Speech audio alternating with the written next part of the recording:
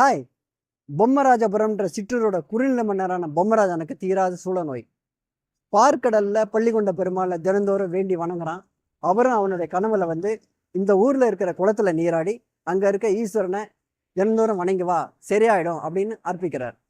அவனும் அந்த குளத்துல நீராடி அகத்துக்குள்ளேயே, அதாவது மனசுக்குள்ளேயே அந்த ஈஸ்வரனை வேண்டி வணங்குறான். அவனோட தீராத சூழ நோயும் சரியாயிடுது.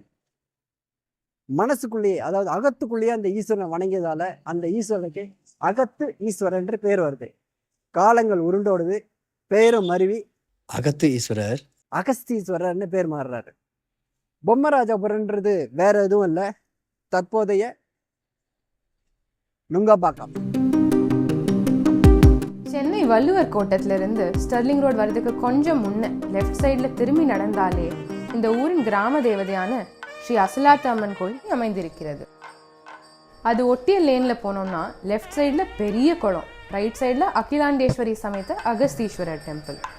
கொடிமரத்திலிருந்து பிரதர்ஷனமாக வந்தால் கோயில் திருப்பணிகள் முடிந்து பளிச்சுன இருப்பதை பார்க்க முடிகிறது.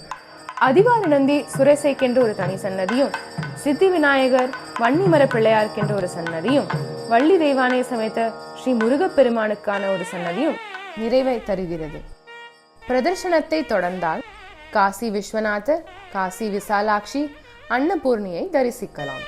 தொடர்ந்து நடந்தால் காலபைரவர், அருகிலேயே யாகசாலை மண்டபம், பக்கத்திலேயே நவகிரகங்கள்.